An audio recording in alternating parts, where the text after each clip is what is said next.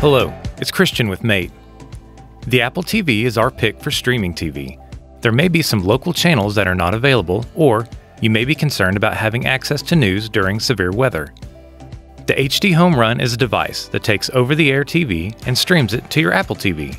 Plug in the HD Home Run, screw on the antenna, and plug it into your network. Open the App Store on your Apple TV, go to Search, then find Channels Live TV. Purchase it, and when you open the Channels app, it will automatically find the HD Home Run. You may see a prompt to upgrade its firmware. If so, please select Upgrade. You'll need to scan for channels. This should only take a minute.